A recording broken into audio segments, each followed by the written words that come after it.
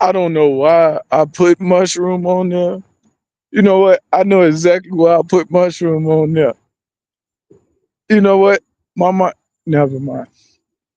I was thinking about Mario Brothers. No, I wasn't thinking about Mario Brothers. But Mushroom Day is today. National Mushroom Day is today. I don't even observe that foolishness.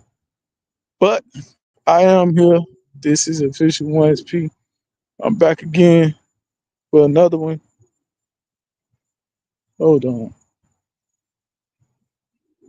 You know what? Never mind. I'm gonna stay here. I'm gonna stay here. Yeah. Official 1SP back again. Hopefully someone does. Yeah, so I had a great day today. A great day today. Finally got my routine service on my car. Oh, it is an open mic today. Man, I should went to open mic today. I go to open mic next time. I probably should do like an open mic like tour or something. I can't think about doing that. Go back to doing open mic. But I don't know. I don't know. I'm trying to like round up the music that I want to go with, like the poetry. If I do open mic, and everything, because most poets have like a have like their own like beats in the background. Well, where I'm at, they have like their own music to go with when they do poetry, and stuff. So that the live musicians that are there can take a break and they do their thing. But I'm grateful to be here. Grateful to do my thing with you guys. It's an honor. It's yeah, yeah. One of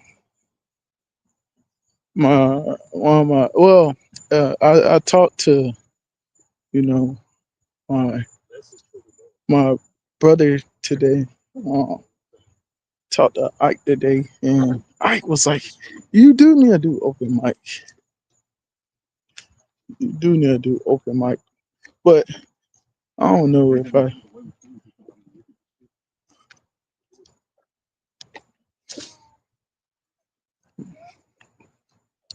He was like, "Hey, brother, you need to do open mic," and I was like, I don't know if I'm gonna do open mic again.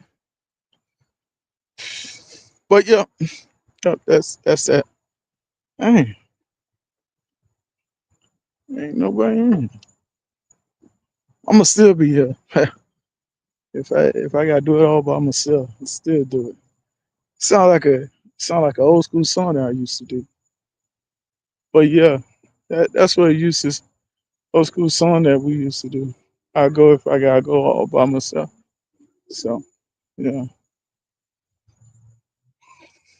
like yeah, spoken word, open mics, 1SP. I remember I remember back when um I did I haven't did open mics in a while. Like since my third book was released. So I haven't did open mics since then. And when I was doing open mics and everything, it was pretty cool. I got to meet a lot of people, and stuff. And I got a lot of comedians. I still got them. I still got them like on my Instagram. And I met a lot of um, promoters and stuff. And it was like, my voice command like a whole, you know, a voice command a lot of what 20 20 what 28 23. Nobody ain't saying nothing. Nobody ain't saying nothing. Like it's literally nobody saying nothing in here. It's just me. Well, I mean, I guess y'all just looking, but it's all good. Y'all could look. But yeah, yeah, nobody. I can't believe it. What, 23 people in here and nobody ain't saying 40 and nobody ain't saying nothing. It's all good. All right, whatever, man. But yeah, back to where I was. I was talking about the open mic sessions that I used to do. So yeah, when I did the open mics, like, yeah, man, I met a lot of comedians and a lot of like promoters, and a lot of promoters wanted me to go to their venues, like different, like it was, and it was like, hey, your voice commands, like, when I do my poetry, it's like really loud. One of my favorite, all time favorite, you know, forever in your eyes. I did it with the music behind it, just so I could, like, you know, be modern, like the people that do spoken word open mics here. So they got little music behind it. And, I got my little music behind it, and everything. And it's just cool to just go out there and just do it, just get it over, just get it out my system. And yeah, yeah.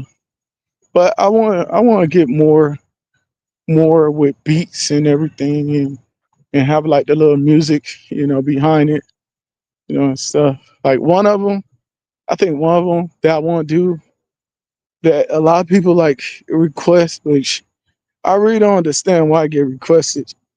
Um, like first, yeah, yeah, I used to do that forever in your eyes, like all the time. I used to just do it, like until like I, knew it by heart, and yeah, that one, yeah, because I wrote that literally, I wrote that literally for myself. It's literally for myself. I was just looking at myself, and like I was saying forever in my own eyes, for real, because when I say having your own peace of mind solely reacting to your heart, that is what separates little flames and companions apart. This is how we let it go, and why I just can't let go, because it's forever in your eyes. Let me take you round to a place where there's only one person when many swarm. Climates descend, my face moist, and I feel warm. This is what compels me to stare. And I know how long I'll be there, because it's forever in your eyes.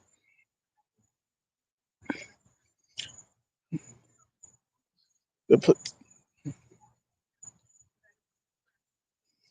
So yeah, forever in your eyes is one of, I'm like really looking at myself in the eyes, and it's like coming full circle all over again when I wrote it, you know. So yeah, but it's like, oh, 60, 68 people.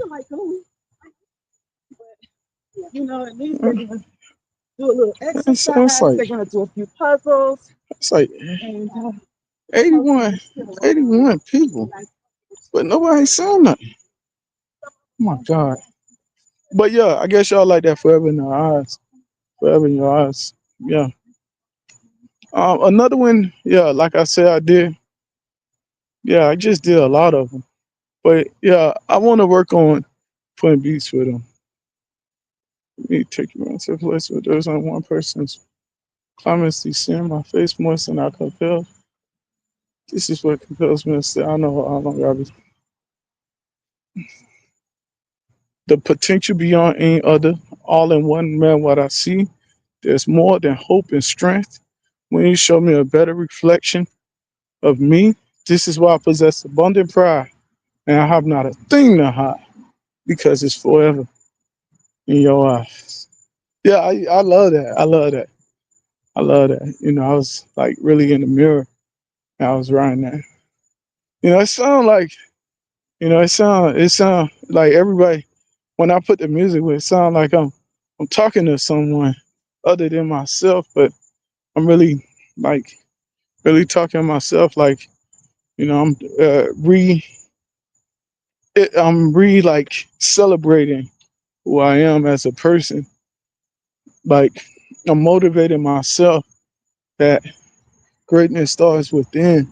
But yeah, that's what I wrote that for. That's what I wrote. I never really told nobody how I wrote it or why I wrote it, but that's what I really wrote it for. Another one that I wrote, another one, I wrote with music. Well, everybody know that. Everybody know the strong black woman, but I wanna work on like doing the obsessed with your ebony. I want to work on the what's the other one? What's the other one? Coco kind of flow. What's the other one? All like these like from the first act like you know um the the first act like you know book pre-trial plus poems.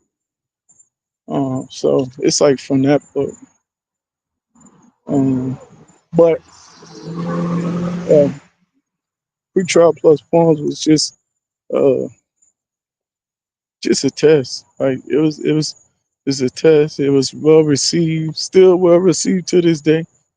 But you know, I think I can make it like even better received if I like go out there and do like because when I was doing spoken word and open mics, when I was doing them open mics, like it was like selling. Like I mean, like I didn't have physical copies, but I had like I had like cards, and I give out cards, and like with that said, it was selling like that just by giving out cards, with the QR code on it. It was selling like that. So, um, yep, that's basically it. I can't believe I can't believe it's 91 people in here. Nobody still ain't saying nothing. It's all good. It's all good.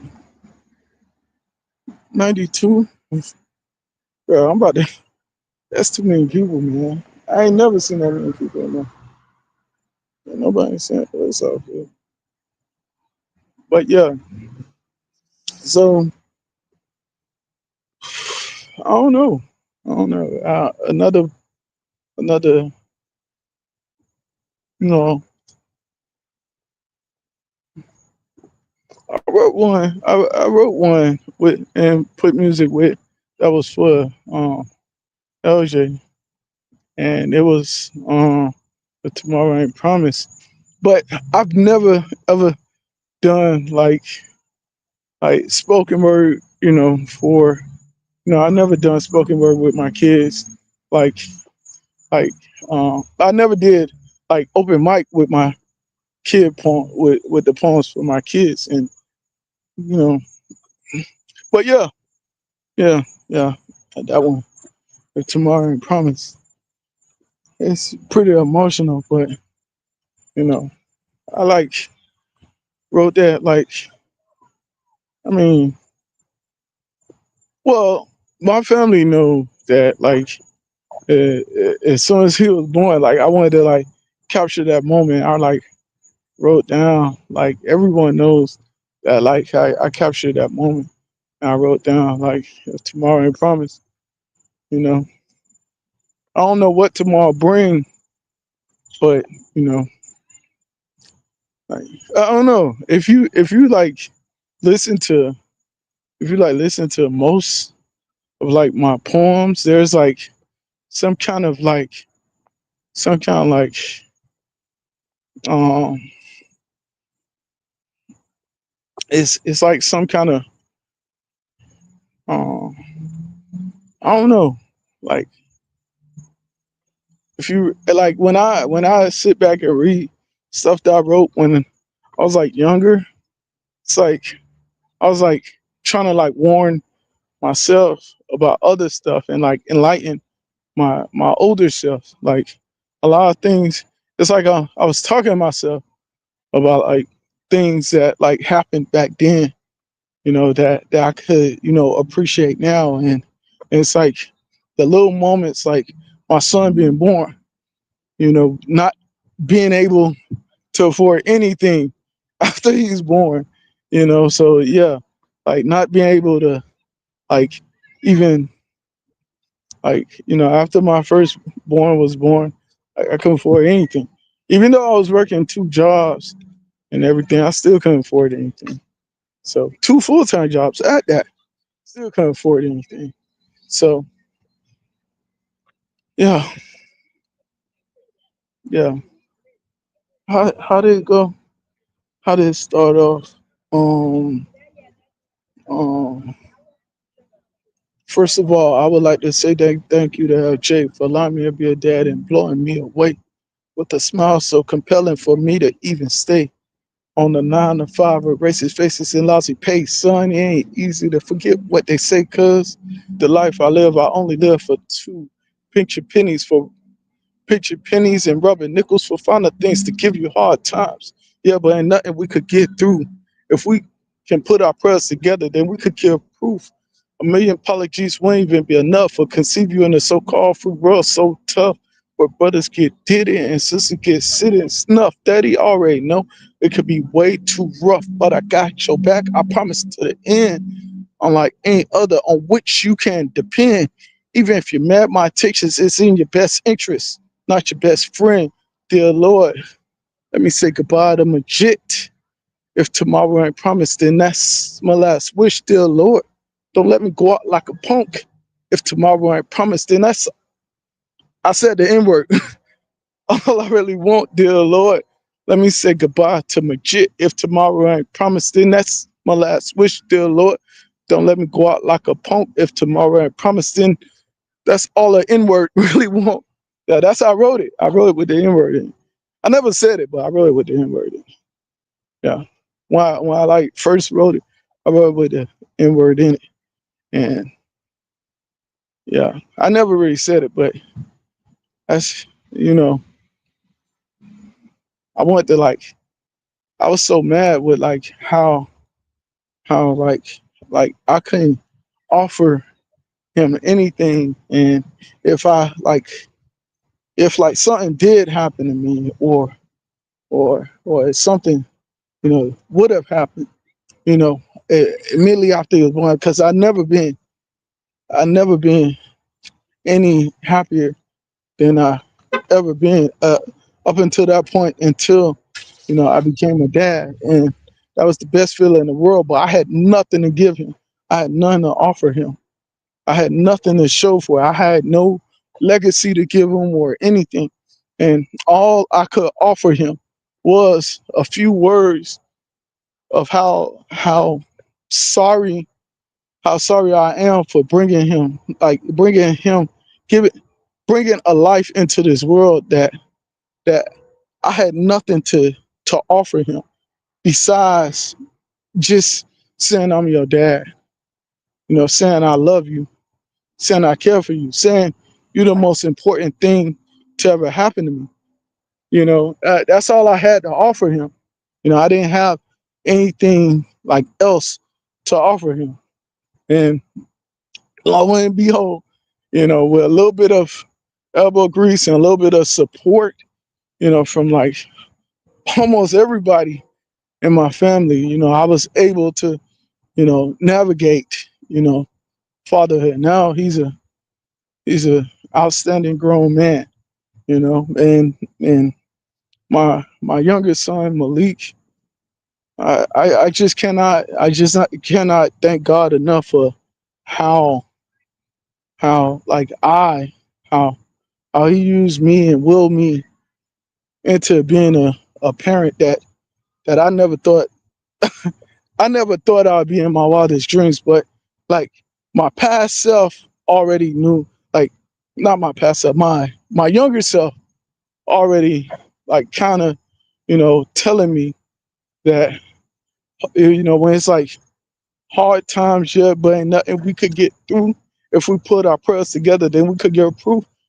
Like my younger self already telling me that like I could get through it. When I was just writing, I was just trying to like push everything out, motivate, you know, you know, and somehow motivate my future self. And yeah, I did.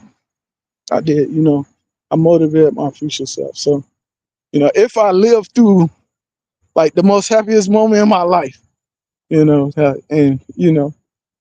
that time that was the happiest moment in my life, But then I became a dad twice, and I've been even happier again, So and then I get even happier when my kids like bond with each other, when like two kids from different moms, born two boys from different moms.